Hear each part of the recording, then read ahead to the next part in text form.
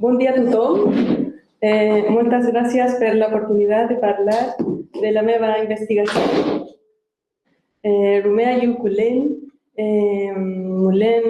Mulepan Faukule, Fachante, Tani Zumual, Quiñaque Zumu, Mapuche Zumumeu. Muchas gracias por la oportunidad. Estoy muy contenta de estar aquí para hablarles acerca de algunas cosas, ¿no? En este caso, la variación denominativa, un proyecto en curso que surge a partir de los resultados de un proyecto anterior acerca de el Mapuzungún en general, ¿no? Y de manera más específica acerca de terminología traductiva, ¿no? Neología traductiva, a partir de la traducción de textos del sistema jurídico chileno del español al mapuzungún.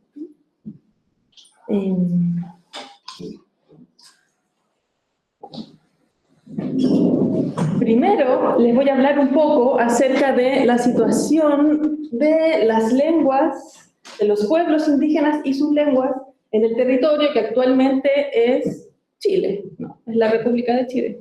Pero estos pueblos y estas lenguas son preexistentes, no son anteriores a lo que actualmente se conoce como las repúblicas, los estados americanos.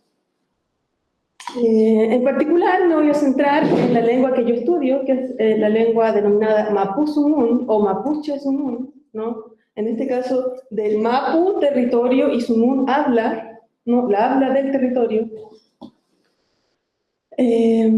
También acerca de por qué mi interés del uso que se está haciendo del Mapuzungún en el ámbito jurídico chileno. Como les decía, la investigación en curso que les vengo a presentar surge de los resultados de una investigación inicial, ¿ya? De la que también les quiero hablar. Una investigación que tenía como objetivo identificar y analizar las propuestas terminológicas, ¿ya? Del ámbito jurídico en Mapuzungún, y el proyecto de investigación actual que se relaciona con los resultados de la investigación inicial y que tiene que ver con la variación denominativa, ¿no? Identificando estas propuestas terminológicas, nos dimos cuenta de que hay muchísima variación denominativa.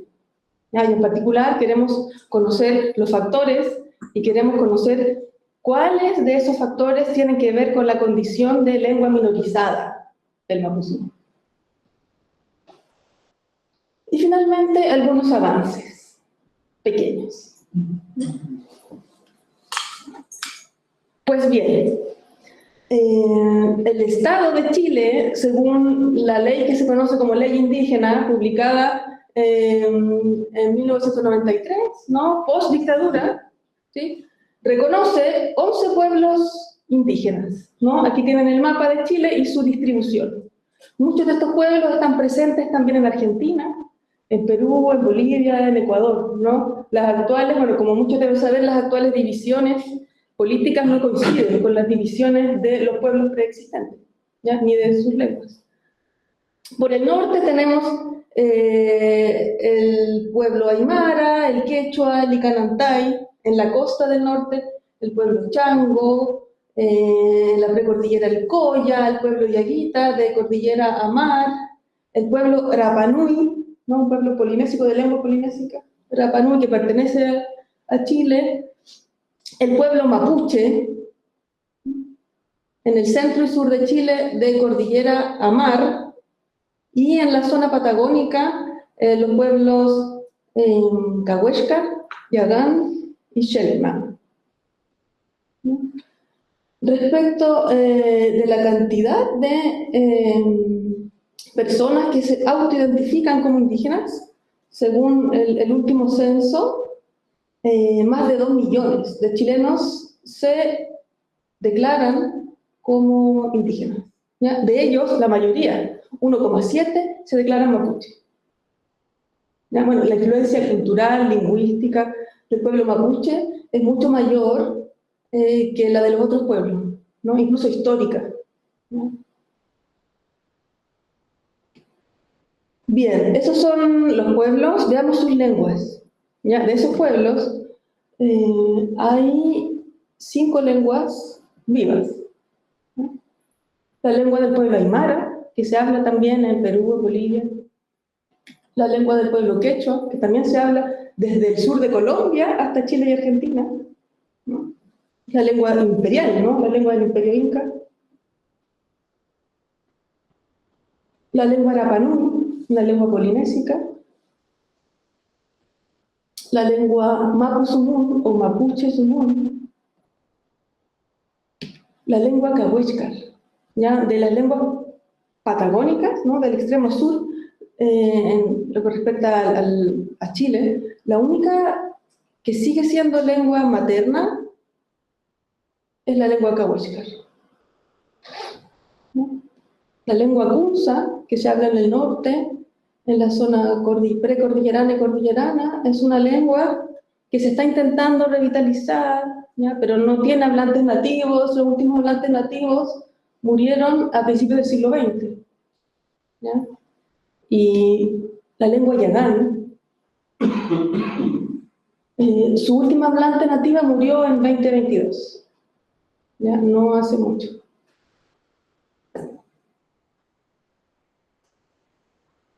Respecto de todas estas lenguas, todas están amenazadas, no tanto por la cantidad de hablantes, sino porque los niños no las aprenden, ni las usan con regularidad.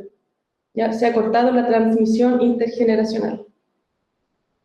No tienen reconocimiento constitucional, ni los pueblos o naciones, ni sus lenguas. Sin embargo, hay cierto grado de oficialidad de estas lenguas en algunos territorios. La lengua Rapanui, desde el 2017, ha sido declarada cooficial en la isla. La lengua Mapu-Sumun ha sido declarada cooficial en algunos municipios con alta concentración mapuche, en el sur, ¿no? En la Araucanía, en la región de la Araucanía, como Galvarino, Padre Las Casas y Temuco. Sin embargo, estas declaraciones de cooficialidad no tienen mucho impacto. Ni se usa más en el ámbito oral, administrativo, ni tampoco se traduce más. Al menos en lo que respecta al Mapu-Sumun. Sin embargo, hay una legislación internacional que protege a estos pueblos y sus lenguas, que ha sido ratificada por Chile. Como por ejemplo, en 2007 se aprobó la Declaración de las Naciones Unidas sobre Derechos de Pueblos Indígenas y en 2008 se ratificó el Convenio 169 de la Organización Internacional de Trabajo sobre Pueblos Indígenas y Tribales en Países Independientes, ¿ya?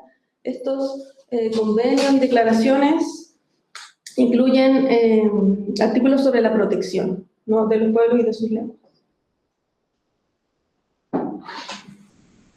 Bueno, de todas estas lenguas, mi investigación trata sobre el Mapu-Sumun, también denominado lengua araucana, ¿no? Mapuche-Sumun, Che-Sumun. En 1536, cuando llegaron los primeros españoles al territorio que actualmente se denomina Chile, la población mapuche era de 1 millón de personas, ¿ya? Y esta se distribuía desde la actual ciudad de Coquimbo hasta la isla de Chiloé, desde el centro norte de Chile hasta el sur.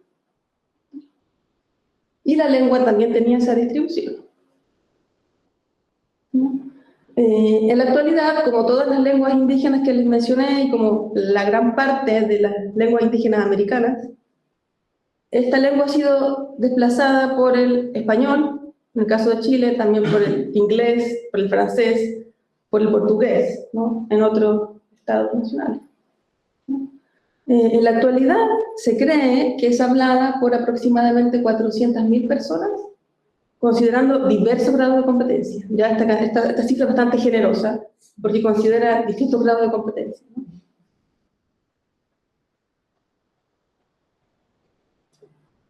Sin embargo, hay un movimiento inverso. La lengua se está perdiendo, está siendo desplazada por el castellano. Se ha cortado la transmisión intergeneracional, pero la lengua se usa más como símbolo de resistencia y de pertenencia a la comunidad.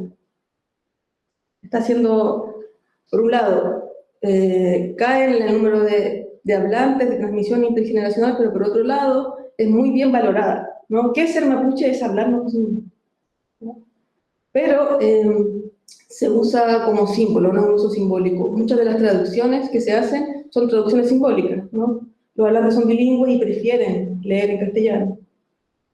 Pero hay un simbolismo en traducir más, en traducir determinado tipo de texto, o en usar la lengua para cumplir determinadas funciones, para saludar, para agradecer, etc. ¿Ya? Pero hay una alta valoración de la lengua. Y eso ha originado un proceso de revitalización. ¿Ya? Hay procesos de nidos lingüísticos, ¿no? Como en Nueva Zelanda, hay también actividades de enseñanza a partir de la inmersión, etc. Esto podemos verlo, esta alta valoración como símbolo, ¿no?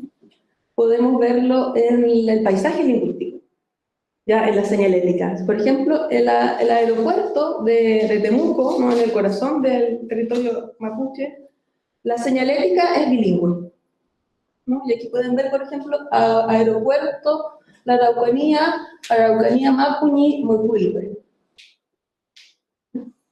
En Santiago de Chile, por ejemplo, pueden ver señalética también. Aquí tienen una sala para niños de la Biblioteca Nacional.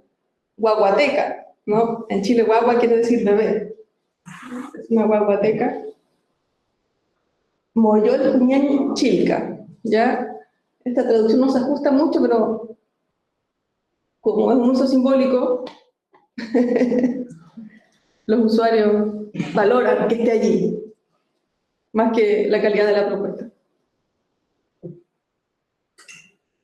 Bien, también podemos ver que esta alta valoración y el proceso de revitalización en conjunción con esta legislación internacional que promueve, que protege las lenguas, también la podemos ver en el uso de estas lenguas en ámbitos en los que antes había estado prohibida, ¿no? Estaba excluida de ciertos ámbitos modernos, como por ejemplo la educación occidental, ¿no? Este sistema educativo occidental, y también el sistema de derecho occidental, ¿no? Porque el pueblo mapuche, como todos los pueblos indígenas y todos los pueblos en general, tienen su propio sistema educativo, tienen su propio sistema jurídico. Ha estado siendo usada esta lengua en estos ámbitos no mapuches, no occidentales, el sistema educativo chileno, el sistema judicial chileno. De ahí podemos ver aquí un texto bilingüe sobre lengua mapuche de primer año básico, ¿no? De primer año de primaria. Y aquí podemos ver un folleto explicativo acerca de las instituciones del Poder Judicial, cómo funcionan las instituciones del Poder Judicial en Mapuche. Bien. ¿Por qué se usa en el ámbito jurídico? ¿Por qué el ámbito jurídico es uno de los ámbitos en los que más se usa esta lengua? ¿Ya? Por diversas razones. Una de ellas es la significativa presencia de diputados mapuche, originada, entre otras cosas, por la judicialización de la protesta, de las demandas político-territoriales. Se han sido judicializados, hay prisión política. En Chile hay prisión política. No ha terminado con la dictadura. Además, el Código Civil, el Código Procesal Penal actual, ¿ya? Vigente desde el año 2000, incluye ciertas garantías lingüísticas y culturales que no tenía el Código Civil anterior, ¿ya? Y que están vigentes en todo Chile desde el 2005. ¿Ya? ¿Cuáles son estas garantías? Derecho a ser asistido por un intérprete. O sea que el mapudún y que las lenguas indígenas se usan en sala, en la preparación del juicio también, y se han traducido textos a estas lenguas. ¿Qué dice el Código Procesal Penal? Que quienes no pudieran hablar o no lo supieran hacer en idioma castellano, intervendrán por escrito o por medio de intérprete. ¿Ya? Estas 2-3 líneas ha permitido el uso, el ingreso de las lenguas indígenas, de todas las lenguas, pero de las indígenas que son las que me interesan, en el sistema judicial. ¿Ya? ¿Qué consecuencias ha tenido esto? En primer lugar, la creación del facilitador intercultural, del intérprete, ¿ya? Para asegurar la debida observancia de los derechos lingüísticos y culturales de los indígenas intervinientes en el proceso judicial, y por otro lado, la traducción de textos legales al mapudungun y la consecuente creación de terminología. ¿ya? Para denominar roles, instituciones que no son propias del sistema judicial mapuche. En este contexto, la investigación inicial, de cuyos resultados surge el proyecto que les voy a mencionar a continuación, la investigación inicial, entonces, surge de la siguiente inquietud. ¿Cómo podemos ayudar a los traductores del ámbito jurídico? Y creemos que una buena manera es identificando y difundiendo las propuestas terminológicas del ámbito jurídico que están en circulación. Para ello, nos propusimos determinar las técnicas empleadas en la traducción al mapuzungún de 75 términos del ámbito jurídico chileno. Para ello, compilamos un corpus, ¿ya?, de los textos que en el año 2020 fuimos capaces de conseguir. ¿Ya? 30 textos escritos en diversos alfabetos, porque la escritura del mapudungún no está totalmente estandarizada en la actualidad. Todos tienen de base el alfabeto latino, ¿ya?, pero no hay coincidencia en algunos grafemas, diversos géneros discursivos, la mayoría de difusión, cartillas, folletos, resúmenes legales, de diversos ámbitos del derecho, sobre todo de derechos humanos y de derecho procesal e indígena, ¿ya?, con una cantidad total de 74.154 palabras en español, y en mapudungún cerca de 70.000.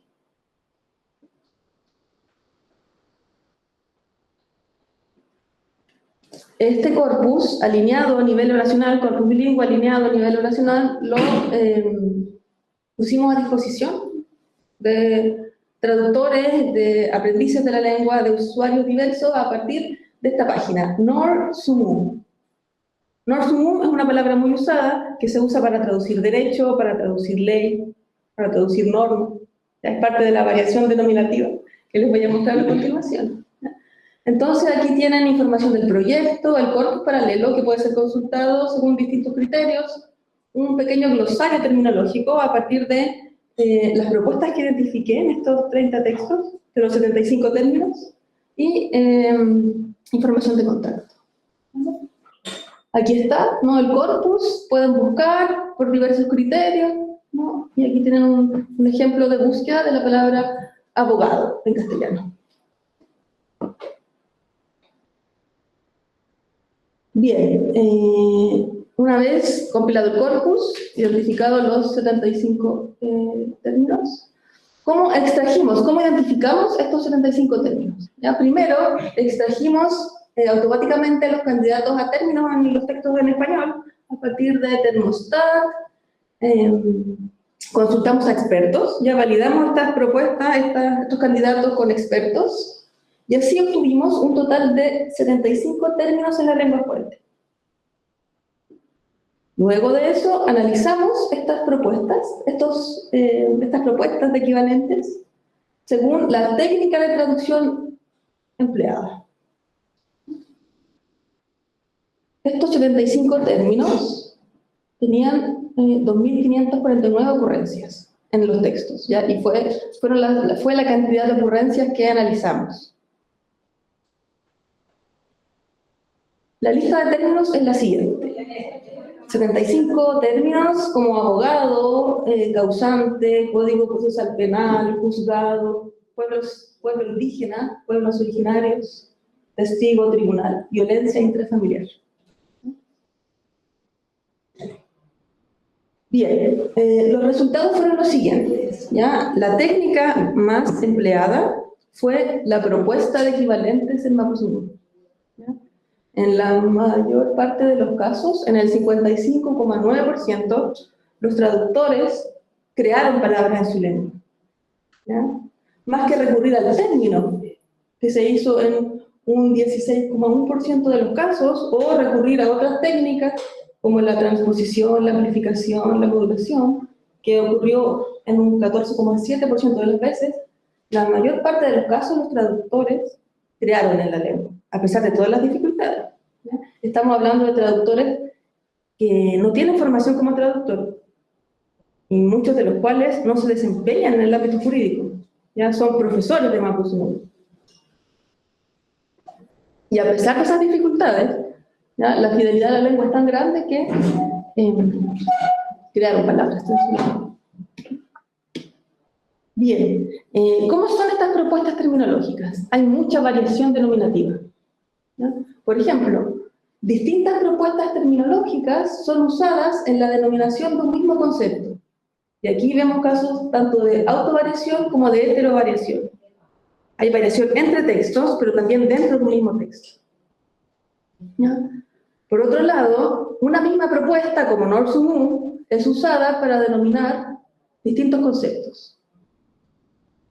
Sin embargo, dentro de esta variación hay sistematicidad, dada por el uso coincidente de determinadas bases léxicas.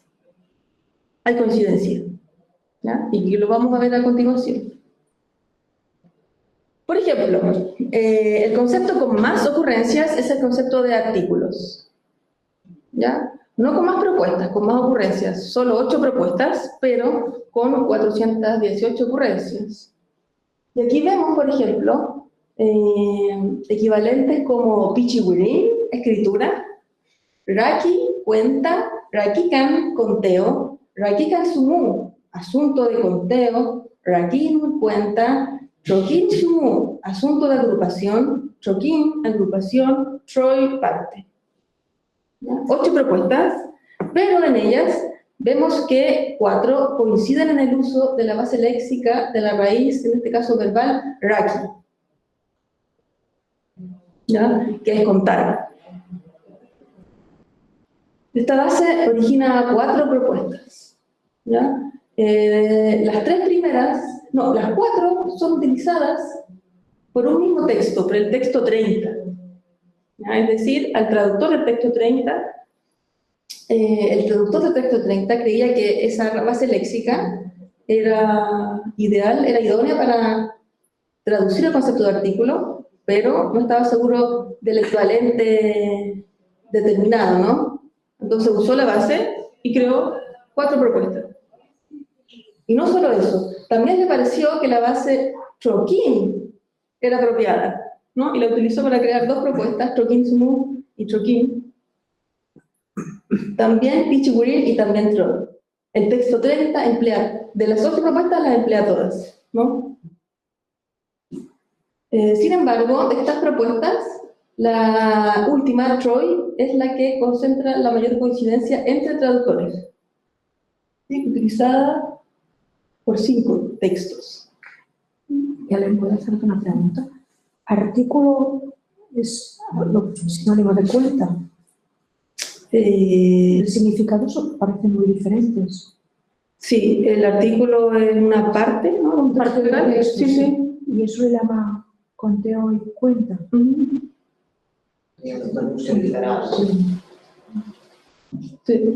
Literal, no? Sí, perquè els articles el que fan és anar apuntant, artículo 1, artículo 2, artículo 3. Por forma de ordenar.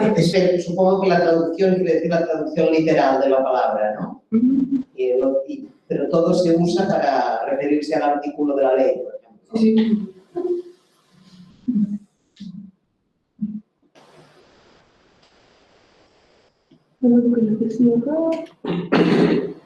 El concepto de derecho, ¿ya? Es el que concentra más 25 propuestas para traducir el concepto de derecho, ¿ya?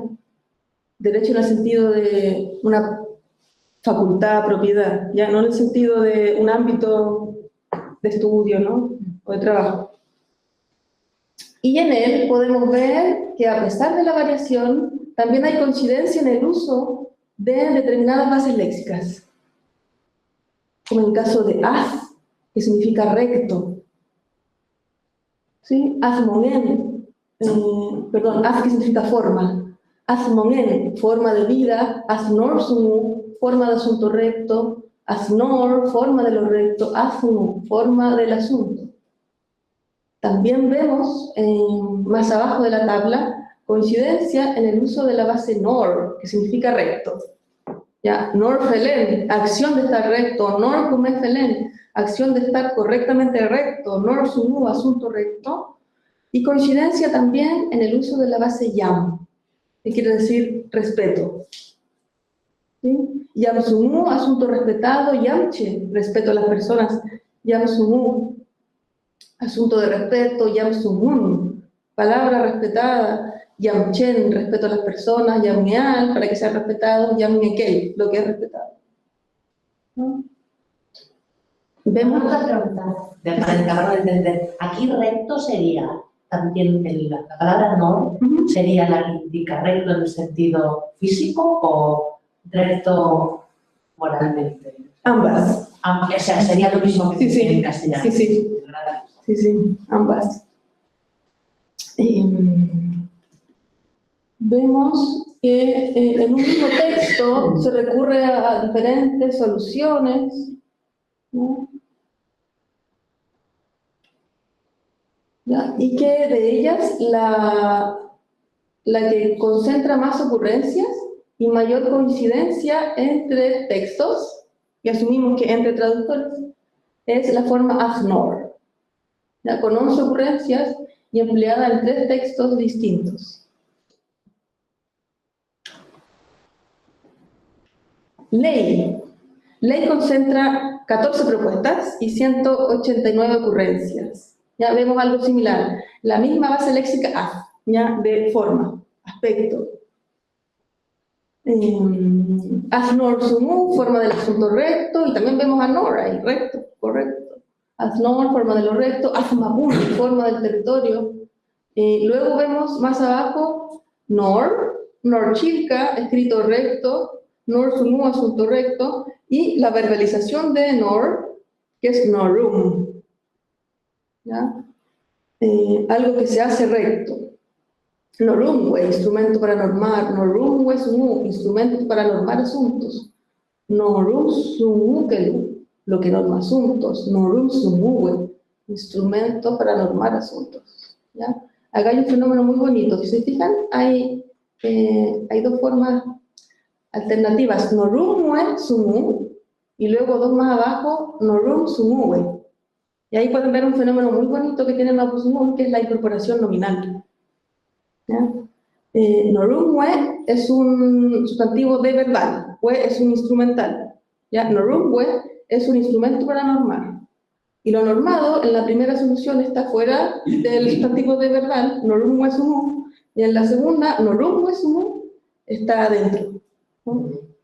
Porque hay una incorporación nominal. ¿Indica más lexicalización? ¿O no? No necesariamente. No son frases como sintagma y fuera un compuesto, ¿no?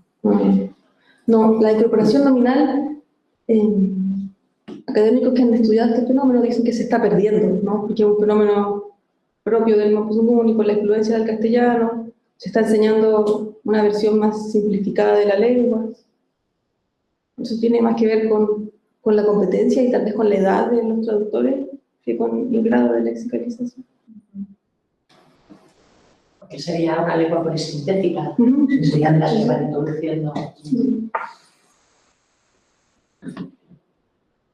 Bueno, y aquí pueden ver que en el texto 15 hay certeza respecto de la base léxica que mejor representa el contenido de ley, pero no del resultado, ¿no? Del equivalente determinado, ¿no? Se elige la base NORUM, pero a partir de esa base se formulan 4 propuestas. ¿Ya? Algo parecido parece con el texto 30, que elige la base EL, que es establecer y formula 3 propuestas. También le gusta NOR, ¿no? Correcto, etc. ¿Ya? De estas soluciones, de estas propuestas, AFNOR es la más empleada y en ella también hay mayor coincidencia. ¿Ya? 2 textos. Eso por un lado. Por otro, como les adelantaba, se emplea una misma propuesta, ¿ya?, para denominar distintos conceptos. Se utiliza, por ejemplo, la propuesta AFNOR, forma de lo recto, AFNOR sumu, forma del asunto recto. Estas traducciones son muy generales. Nor sumu, asunto recto, tanto para derecho como para ley.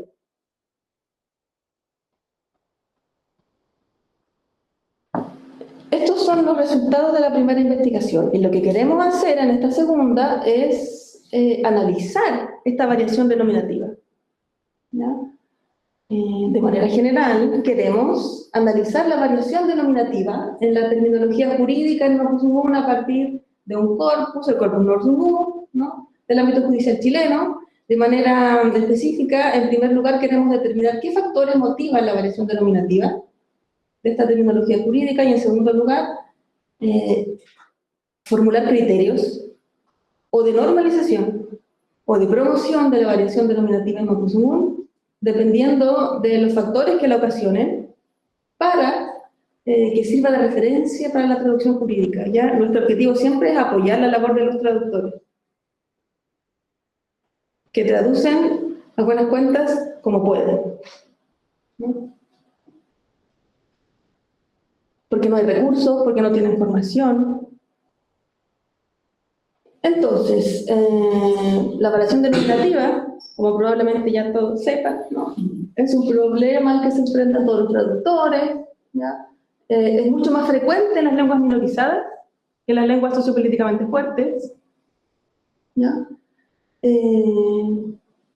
Aún más, Galanes, 2008, y Zavala et al. 2006 sostienen que las lenguas sociolingüísticamente inestables, minorizadas, no normalizadas, como en este caso, presentan patrones de variación que difieren considerablemente de los encontrados en las lenguas sociopolíticamente fuertes y normalizadas.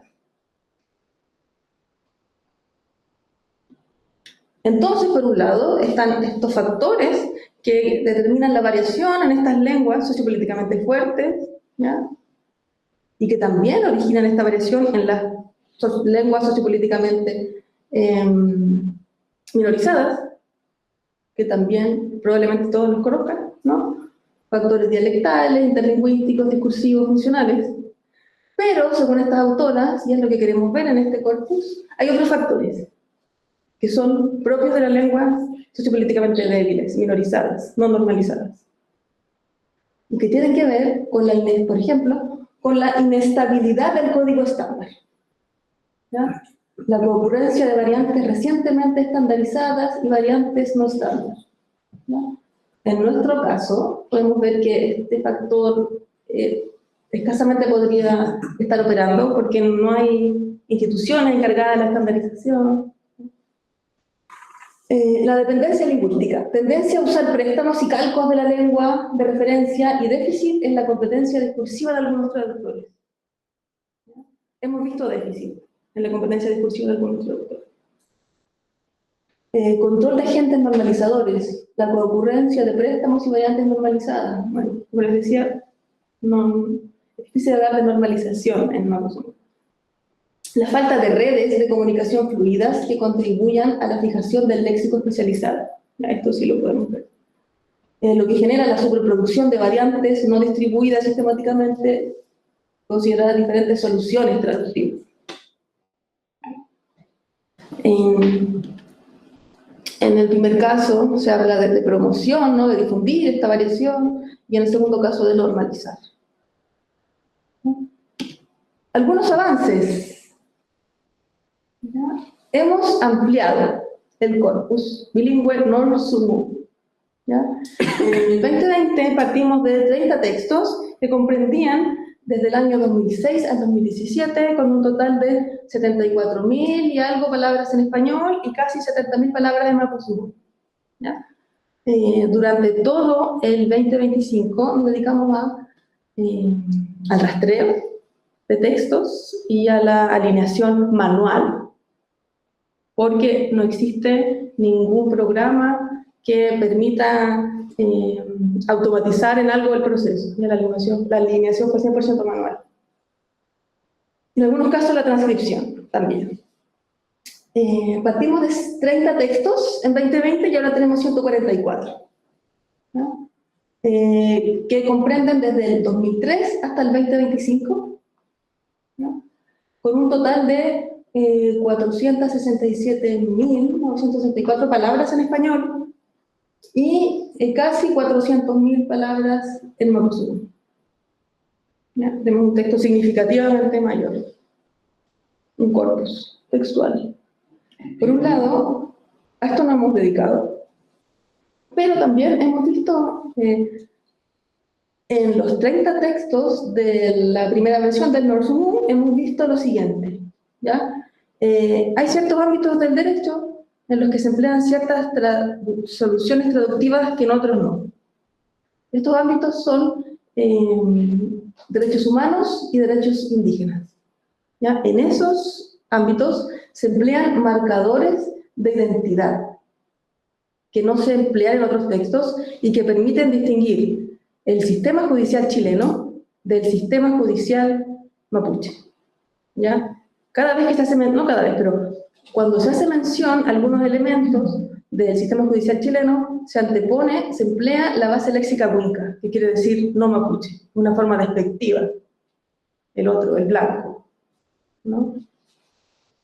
Por ejemplo, la siguiente propuesta terminológica, winca ni wirikonsumú, que es una propuesta para ley y que quiere decir asunto escrito de los no mapuche. ¿Ya? Winca quiere decir no mapuche, traducido de una manera elegante, ¿no? Ni wirikonsumú, bueno, ahí está la posesión, el winca, su escrito asunto. ¿Ya? Asunto escrito winca, no mapuche. ¿Ya? Este no es mi sistema jurídico. Y eso se ve exclusivamente en derechos humanos y derechos indígenas. No se ve en derecho civil, no se ve en derecho procesal, en derecho de familia. Y en eso estamos. Esperamos poder analizar durante este año, identificar más propuestas y factores, y en el tercer año ver si podemos elaborar pautas, ¿no? De promoción o de normalización. Muchas gracias.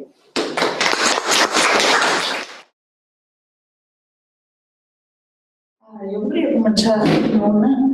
Belén, ¿estás trabajando sola en esto? ¿Hay más gente trabajando?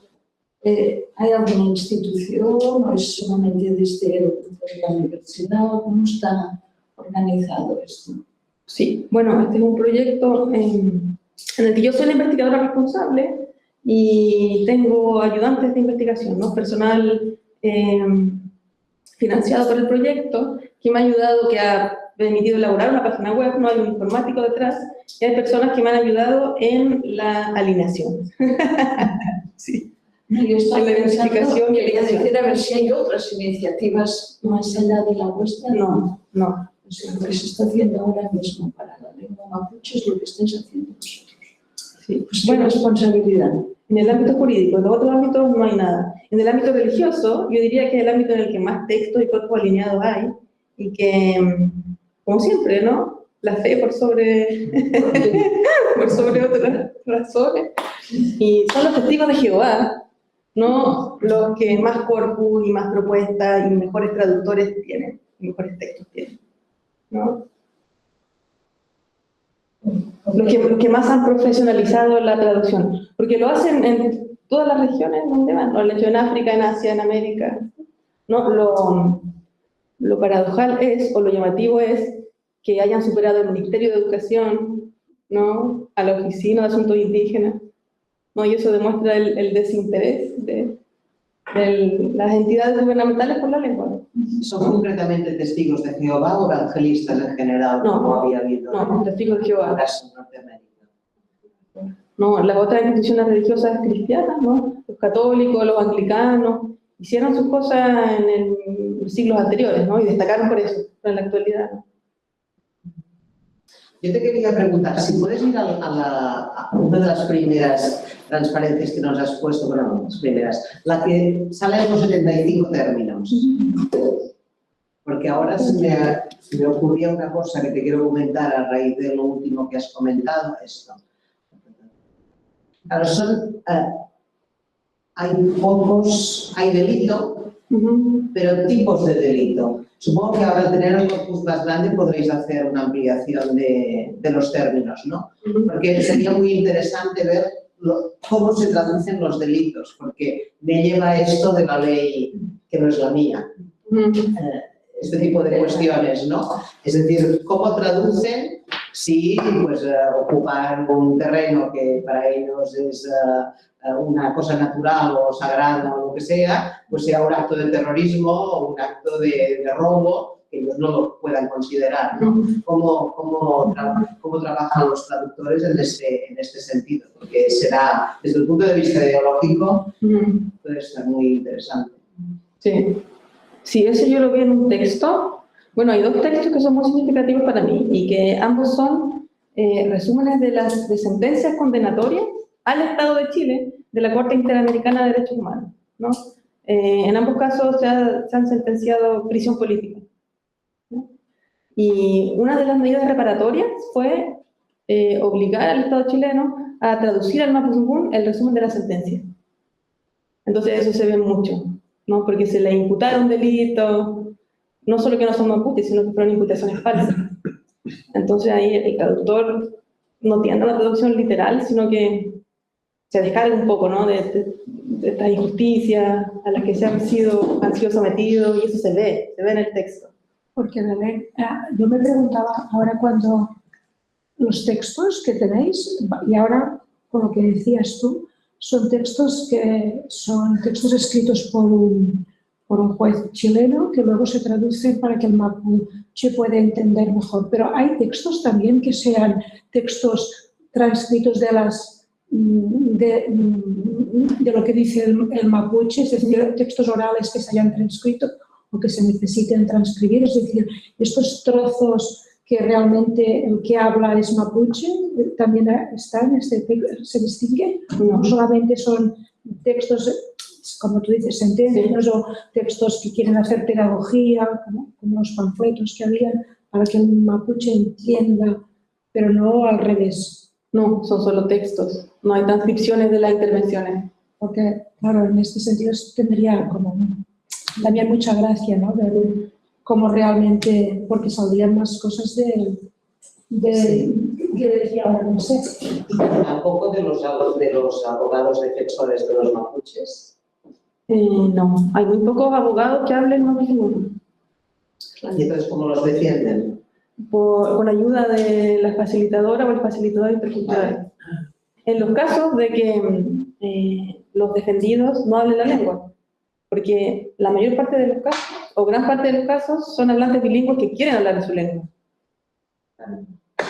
Entienden perfectamente el castellano, pero ellos, por una cuestión identitaria, mantienen el... O sea que cuando el Código Procesal Penal dice no pudieren o no quieren hablar o no se pudiesen expresar en castellano, en realidad todos los hablantes se podrían expresar en castellano, porque son todos bilingües. La mayoría. Con el español. La mayoría. Hay algunas personas mayores y o de zonas rurales que son monolingües. Sí. O sea, la inmensa mayoría son monolingües de castellano. Sí. Luego tenemos una parte bilingües y un pequeño. Y yo lo que te quería comentar es que el material este es buenísimo y ahora que pasáis de 30, bueno, de tanta cantidad de textos, a ver cómo te parece que vais a orientar los criterios de normalización. Porque aunque se observa solo con los 30 textos mucha dispersión denominativa, ¿no? 8 propuestas para artículo, 25 para derecho, 14 para ley, pero si borrásemos, no para la parte lingüística, que ahí lo que interesa es ver toda esta variedad, ¿no? Pero para la parte social, para cuando lo que queremos hacer es empezar a proponer criterios de normalización, si quitáramos todos los que tienen una frecuencia de 1, realmente para cada concepto que se veía bastante claro que había 1 o 2 denominaciones preferidas, ¿no? aunque no fuesen las que aparecían en más textos a veces. Y por eso me preguntaba, ¿cómo vais a poner en combinación estos criterios? ¿Será el que ya usen más traductores? ¿Será el que aparezca en más textos distintos? ¿Será el que se parezca más fidel a lo que... a lo que expresa el concepto en español? ¿O qué te parece? ¿Habéis trabajado en esto ya? Todavía no. Todavía no. Que es una incógnita que comparto contigo. Pero claro, tengo algunas ideas, ¿no? Sí, yo creo que conozco a muchos facilitadores interculturales, ¿no? Entonces, creo que vamos a tener que recurrir, ¿no? Como a estos expertos. Tengo una duda. Y tenemos una pregunta, un segundito, desde... Del Lluís. Sí, ¿cómo? Lluís, pots preguntar ja. Sí, em sentiu bé? Sí. Bien, me pregunto hasta qué punto la dispersión de denominaciones pueda tener un biaix, ¿cómo es de un biaix en castellano? Un sesgo dialectal. Entonces, ¿habéis cruzado la pertenencia de los distintos traductores a territorios distintos o variantes distintas, en la medida en que esto pudiera ser un elemento de referencia? Y eso me lleva a sugerir si no podría ser interesante coger los textos donde salen denominaciones distintas, unas frases de ejemplo, y reformular cada una de esas frases con las otras denominaciones para hacer una encuesta entre los hablantes a ver cuál les parece más clara o que expresa mejor la situación jurídica. No sé si he expresado bien. Por lo tanto, es una pregunta sobre un posible sesgo dialectal y una sugerencia sobre una posible manera de medir esa no interferencia, sino esa preferencia, no, la explicación de por qué determinadas soluciones podrían responder a una preferencia dialectal. Y muchas gracias por la charla, que ha sido muy interesante.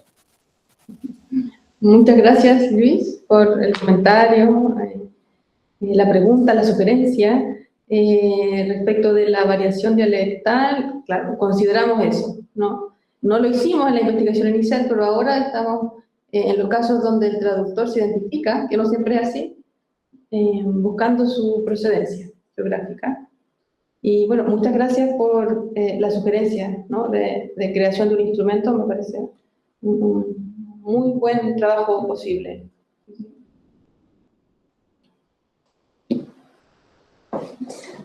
Muchas felicidades, es un trabajo fantástico y bueno, me ha gustado muchísimo.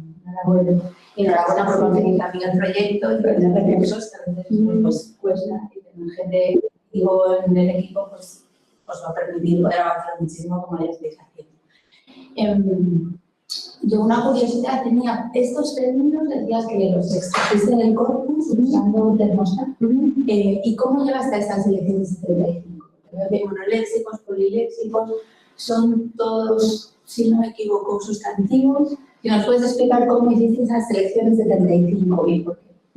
Sí, son todos sustantivos y nos quedamos con aquellos que tuviesen más de 5 ocurrencias en los textos. Luego se los presentamos a los abogados que nos ayudaron en la validación y nos quedamos con aquellos que fueron validados por estos abogados. Así llegamos a los 75. ¿Y lo haréis así de la misma manera en el proyecto actual? No lo sé. Porque, de hecho, en parte a eso vine, a buscar respuestas. Sí, porque son muchos textos. No, son muchas. ¿Vieron la cantidad de palabras? Sí, por eso, entonces, con tantos textos que vais a tener, habrá que ver si es viable y cómo lo vais a hacer. Entonces las opciones son mantener los 75 y ver todas las ocurrencias y todas las soluciones traductivas para centrarnos luego en las propuestas terminológicas o hacer una selección ¿Y verbos? ¿Me parece? Sí, verbos. Robar, matar, ¿no? Delinquir. Sí, podría ser también Que sería elegir verbos. Sí, sí. Sí, los extractores no siempre sacan, creo que el termostato como ya saca básicamente nombres, pero se podrían hacer búsquedas con otras herramientas buscando verbos y adjetivos. Es que las unidades predicativas son muy interesantes desde el punto de vista ideológico, además. Sí, probablemente les escriba, ¿no? En el momento que tenga que tomar una decisión, porque sí, es complejo. Y luego, para acabar, otra pregunta. Claro, me pareció muy interesante que ponías una diapositiva con los tipos de motivación de la variación, ¿no? De la Zavala, creo que eran 4, y tú ibas analizando eso, pues a nosotros no nos pasa, ¿no? Eso tampoco. Y había una que era la última, creo que era redes de comunicación. Sí. Y decías, esto sí, estas redes aquí faltan, ¿no? Como que cada traductor va un poco por la suya. su cuenta. ¿Y crees que sería factible de alguna manera establecer algún tipo de red de comunicación que ayude a estandarizar, normalizar, a conocer las variantes, si te lo has planteado? Sí, sí, sería muy útil. Los facilitadores interculturales se relacionan entre sí, ¿no? ¿Cómo se relacionan? ¿Tienen de qué manera? Un chat. Bueno, no hay nada, claro, uno podría hablar de instituciones, ¿no? O de maneras occidentales de organizarse, ¿no? Pero ellos tienen su manera de organizarse, se conocen, se consultan, se revisan, ¿ya? Pero quienes más traducen no son los más preparados, que son ellos. Los que más traducen son profesores, son funcionarios públicos, que además hablan mapuzungún. Entonces, hay un problema allí. Sí. Con Norsumu hay una parte que es esta página, hay un glosario, donde yo pongo allí el concepto y las propuestas terminológicas que identifiqué. También con el objetivo de socializarlas, ¿no? De difundirlas y de que los traductores sepan qué propuestas han hecho otros traductores de manera, previa y conociéndolas puedan elegir la suya, ¿no? Y abrir un foro en la página web Claro, eso sería muy Sí. Eso sería brutal. para que no hicieran chats por grupitos, sino que fueran a un lugar. Esto os iría muy bien también para captar cuáles son los problemas de traducción que tienen, ¿no? Que a lo mejor podríais añadir a los que no son mediadores, a estos que dices que están más sueltos, ¿no? En un fondo, animarlos. Sí. Gracias, ya está. Gracias, Iria. Sí, sí. ¿Esa tenía una pregunta? Sí, me sigue tengo curiosidad por el corpus y como hay tanta variación, también por el tiempo que tienen estos traductores para traducir. Es decir, son traducciones que han tenido mucho tiempo, me imagino que en algunos casos sí, porque por el folleto de información o así, pero en todos los casos tienen tiempo o hay poquito tiempo que pasa entre la traducción y el texto que generan. Es decir, he visto que algunos textos son sentencias. Estas sentencias ellos los tienen determinadas horas o días o tienen tiempo para hacerlo. Lo digo porque a veces tener poco tiempo significa hacer mucha variación porque no tienes tiempo de reflexionar, de sistematizar, etcétera, o no. Porque en un mismo texto que haya tanta variación, a lo mejor podría hacer una razón. La otra pregunta es, también de curiosidad, para ir un poco más allá, que supongo que es lo que vais a hacer también, como os he dicho, en esta segunda fase, que es todas estas... Tú has tenido más tiempo que nosotros ahora escuchándote para reflexionar sobre las propuestas y porque también conoces la lengua y nosotros no, en algunos casos tú decías es la traducción literal, el calco o el calco casi aproximado. En los casos que no era esto, las otras propuestas, ¿por dónde iban? ¿Qué mecanismos estaban activando? Es decir, había mucha resemantización que a veces pasa cuando las lenguas, o no solamente las lenguas que están entrando en una materia, sino también cuando lenguas muy grandes, pues al principio pues se crea la genética y resetamos mucho, o no, son otro tipo de procesos los que se activan cuando no se activa el calco. Si podrías hablar un poquito sobre estos procesos que nosotros, bueno, al menos yo cuando has puesto las transparencias de las distintas propuestas, como no entiendo, como no soy, pues me cuesta ver cuál ha sido el mecanismo así rápidamente, pero me interesa saber cuáles son estos mecanismos que ellos utilizan cuando no utilizan el calco o la traducción literal. Sí. Se usa bastante poco la resemantización, poco, sí. Mira. Se usa poco. Respecto de los otros procedimientos. Pero en cambio, tú en tu tesis decías, ¿no?, que se había utilizado un poco los mecanismos que eran, que habías trabajado en estos de Internet o de algunas cosas de religión, sí que se habían utilizado resemantización. Sí. En cambio, en este no. Pero también en un porcentaje inferior. ¿Sí? Sí, lo que más se ha usado y lo que más se sigue usando es la composición y la derivación. La composición. La derivación. Sí, respecto de lo primero que señalas, pues yo allí manejo información que va más allá de mi trabajo, o sea, desde la investigación, ¿no?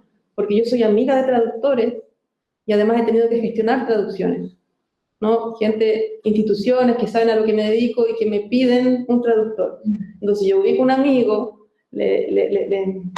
lo pongo en contacto con el mandante, le hacen un encargo de traducción y luego cuando la persona que traduce no cumple el plazo, es un plazo muy estricto, me piden a mí que lo contacte, entonces yo sé que los tiempos son cortos, por eso, ¿no? Y sé que los traductores se ven sobreexigidos, porque no son traductores solamente, ¿no? Trabajan en traducción en el tiempo que les queda libre, ¿no?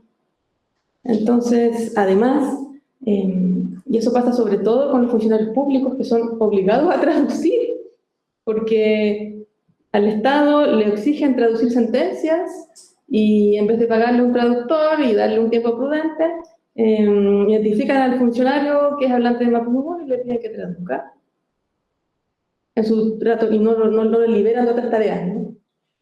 Entonces, en su tiempo libre tiene que, además de hacer todo lo que hace, traducir. Y de hecho, hay una persona, una exfuncionaria pública, hablante de mapudungun y que es una persona cercana, que me pidió no ser identificada como traductora, porque tradujo tan sobreexigida, con tan poco tiempo, que ella es consciente de que la calidad de la traducción no es buena, ¿no? Y me pidió que no la identificara. Y no está su nombre, ¿no?, en los metadatos de los textos. Entonces, es muy cierto lo que tú dices. Y en este sentido sería también muy, muy interesante añadir a lo que Luis te ha comentado de estas encuestas a los hablantes para ratificar cuáles parecen más adecuadas o que entienden mejor, etcétera, complementarlo no con todos, pero con 2 o 3 traductores de estos que tú conoces, para que pudieran ellos explicarte, reflexionar sobre sus propias decisiones, no de todos los términos, sino de unos cuantos, donde haya más variación, para que ellos también pudieran expresar de qué fue que les hizo decantarse por unos o incluso proponer más de uno, y si ellos eran conscientes de que en la misma traducción estaban proponiendo más de unos o no, es decir, como una entrevista así más reflexiva sobre sus propias decisiones, porque esto también, en lugar de hacer hipótesis de lo que les pasó por la cabeza, que ellos lo pudieran expresar, sería, creo que, muy interesante. Y por cierto, todavía pongo en clase de tecnología muchas veces los ejemplos del Mapudungun que gustan mucho y ahora voy a cambiar a uno. Hay más, hay muchos más. Los de internet, los de la época de los textos más religiosos. O sea, gracias. Ay, no, gracias a ti, Ros. Yo sí pero asignada la que hicieron del libro. Pues de otra. ¿Te has planteado hacer algún tipo de acción formativa con todos estos grupos de traductores a tiempo parcial? Sí. Sobre la idea de normalización, la necesidad de repensar los sistemas de formación de palabras. Sí. Ya, por una parte, estos traductores, o sobre todo los facilitadores interculturales, ¿no? Que son los que más manejan el sistema jurídico chileno. Me interesaría mucho trabajar con ellos, pero claro, también están sobreexigidos, ¿no? En sus puestos de trabajo, ya sea en el Ministerio Público, en la Fiscalía, tampoco les dan fácilmente permiso, ¿no? De ausentarse de sus labores un par de días, una semana, no sé. Pero, tiempo atrás, la Corporación Nacional de Desarrollo Indígena, que es la unidad de asuntos indígenas, porque los pueblos indígenas no tienen un ministerio, ¿no? Tienen una oficina pequeñita, licitaron un proyecto que consistía en la formación de traductores. Entonces se abrió una carrera técnica que no tuvo continuidad, que terminó el año pasado. Y yo allí di clases, ¿no? Y pude mostrarles todos estos datos. Entonces ese ha sido mi acercamiento a esta formación. ¿Y por qué no tuvo continuidad? Eso se puede saber. Porque el proyecto era solamente una generación, ¿no? Porque el proyecto no surgió de la universidad, sino que fue esta corporación que le pagó a la universidad para sacar una generación. Y no hay dinero ni del Ministerio de Educación ni de la universidad para seguir con esa carrera. No, eso habla del desinterés. Si no tienen tiempo y no hay continuidad institucional, incluso hacer algún tipo de vídeos o explicando ciertas cuestiones para aquellos que los miraran en tu web. La necesidad de normalizar el derecho, ese tipo de cosas. Este tipo. Muy interesante. No tenemos más preguntas. Bueno, pues muchas gracias otra vez por estar aquí.